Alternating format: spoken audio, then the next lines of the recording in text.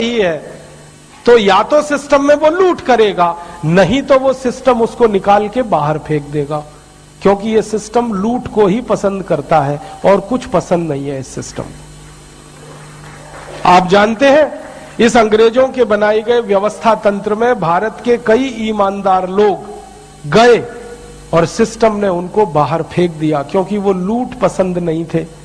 System ने फेंक दिया उनको बाहर, नहीं चलने दिया। दो नाम तो आपके सामने हैं, एक थे श्री लाल बहादुर शास्त्री और दूसरे थे श्री मोरारजी देसाई। दोनों ऐसे प्रधानमंत्री थे जिनकी ईमानदारी की कसम खाई जा सकती। शास्त्री जी जब प्रधानमंत्री बने थे ना, तो धोती फटी हुई थी उनकी, जब उन्होंने शपथ ग्रहण की थी, फटी हुई धोती में शपथ ग्रहण की थी। और पता चला कि उनके पास 2 ही धोतियां थी और 2 ही कुर्ते थे जब वो प्रधानमंत्री बने। तो किसी ने कहा कि अब तो प्रधानमंत्री हो गए, किसी ने क्या, उनकी धर्मपत्नी ने कहा था अब तो नई धोती ले लो। तो उनका ये कहना था कि करोड़ों भारत के किसान फटी हुई धोती जब तक पहनते रहते हैं, मुझे नई धोती पहनने का अधिकार नहीं है।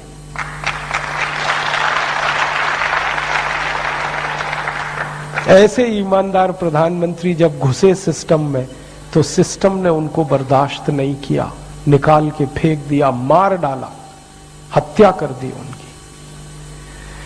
अब तक सारी दुनिया को यह बताया गया कि शास्त्री जी की मृत्यु हुई थी हृदयघात से, और मैं 20 साल से यह चिल्ला रहा हूं। मेरी पुरानी कैसेट अगर आप सुन लें तो उसमें आपको पता चलेगा कि वो मरे नहीं थे, हत्या की गई थी उनकी, मर्डर था। क्योंकि रूस में ताशकंद में जब वो गए पाकिस्तान से समझौता करने के लिए, तो शाम तक वो स्वस्थ थे और रात को अचानक से मर गए। तो भारत में जब रिपोर्ट रिलीज हुई थी तो ये कहा गया था कि उनको हार्ट अटैक हुआ। हार्ट अटैक उनको हो नहीं सकता, क्योंकि बीपी उनका नॉर्मल था, शुगर उनको थी नहीं, ब्लड प्रेशर उनको था नहीं, हाइपरटेंशन था नहीं, हाइपोटेंशन था नहीं, शुगर थी नहीं, अटैक हो ही नहीं सकता। कोलेस्ट्रॉल नॉर्मल था, ट्राइग्लिसराइड नॉर्मल थे। जब वो गए थे तो उस समय उनके सारे चेकअप हुए थे, उसकी रिपोर्ट दिल्ली में दर्ज है, वो सब मैंने देखी है। वहां तो ये हुआ था कि रात में जब उन्होंने बातचीत पूरी की पाकिस्तान के साथ, तो उनका एक रसोइया उनके साथ रहता था हमेशा, जिसको वो साथ लेके जाते थे, और उनका नियम था कि किसी दूसरे के हाथ का बना हुआ खाना नहीं खाते थे, वो रसोइये के हाथ का ही खाते थे। उनके रसोइये का ताशकंद में अपहरण हुआ, कुछ लोग उसको पकड़ के ले गए, और उस रसोइये की जगह पर एक दूसरे व्यक्ति को रसोइया बना दिया गया। और शास्त्री जी अक्सर रात को दूध पीते थे, खाना नहीं खाते थे अक्सर। रात का खाना उन्होंने तब से छोड़ा हुआ था जब से अमेरिका के साथ उन्होंने एक समझौता रद्द किया था। अमेरिका से आप जानते हैं लाल रंग का गेहूं आता था PL 480 योजना के तहत, शास्त्री जी ने वो गेहूं लेना बंद कर दिया था। तो देश में गेहूं की कमी आ गई थी। तो देश के लोगों को शास्त्री जी ने अपील की थी कि गेहूं की कमी है और मैं अपमानजनक शर्तों पर अमेरिका से गेहूं नहीं ले सकता, तो सारा देश मेरी मदद करे, सप्ताह में 1 दिन लोग व्रत करें, उपवास करें। तो भारत के करोड़ों लोगों ने सोमवार को व्रत रखना शुरू कर दिया था। ऐसे थे शास्त्री जी। और जब लोगों को व्रत करवाया तो खुद भी व्रत करते थे। तो शाम का खाना नहीं खाते थे, खाली दूध पी के सोते थे। तो रात को उनके दूध में जहर मिला दिया गया। और किसने मिलाया? नकली रसोइया जो उनका रखा गया, असली रसोइयों का अपहरण करके, और उनके असली रसोइये की बाद में हत्या की गई थी।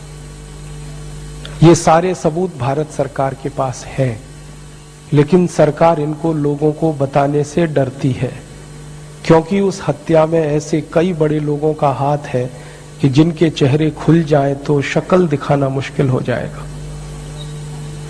कारण एक ही था कि सिस्टम में शास्त्री जी फिट नहीं थे, क्योंकि वो बहुत ईमानदार थे। ये सिस्टम ईमानदार लोगों को बर्दाश्त नहीं करता, क्योंकि ये लूट का सिस्टम है, इसमें ईमानदार आदमी रह ही नहीं सकता।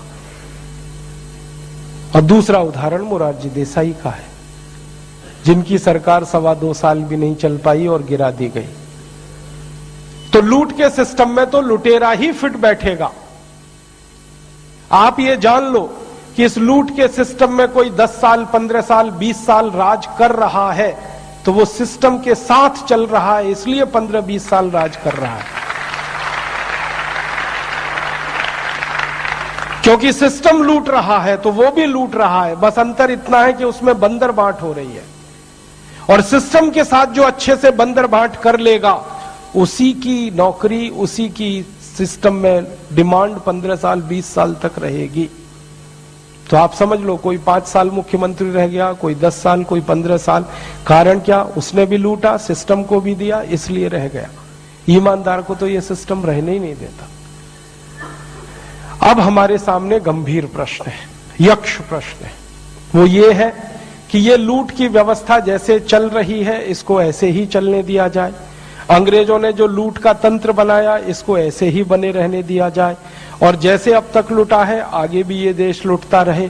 एक तो ये रास्ता है, और हमारे देश में बहुत लोग हैं जो इस रास्ते पर चलना पसंद करते हैं।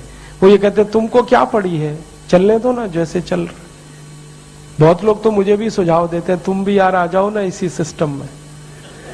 हाँ, मैं आपको बिना नाम के कहता हूं कि मुझे ऐसे बीसियों ऑफर आ चुके हैं कि हम तुमको एमपी बनाते हैं ना, यहां से टिकट ले लो, तुम भी आ जाओ ना इसमें, राज्यसभा से ले लो, लोकसभा से ले लो, तुम्हारी चॉइस की टिकट ले लो। मैं पूछता हूं फिर क्या? उसने कहा कहीं से भी जीत जाओगे, तुम्हारे लिए क्या मुश्किल है। और वो ऑफर यही देते हैं, आ जाओ तुम भी, लूटो इसको, हम लूट रहे तुम भी लूटो। और वो लोग पता है मुझे क्या समझाते हैं? वो कहते तुम क्यों परेशान हो रहे हो, व्यर्थ में क्यों चिंता करते हो, तुम क्या लाए थे, क्या ले जाओगे।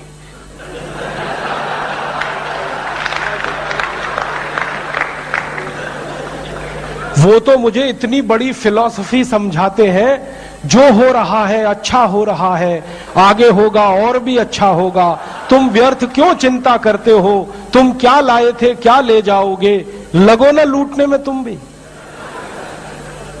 हाँ, बहुत बड़ी फिलॉसफी समझाते, और श्री कृष्ण का नाम लेके समझाते कि देखो हम नहीं कह रहे, भगवान श्री कृष्ण ने कहा है, भगवत गीता में कहा है।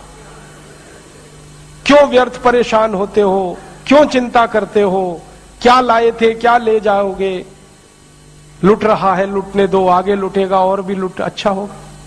तो ऐसी फिलॉसफी के मानने वाले बहुत पाखंडी लोग हैं इस देश में।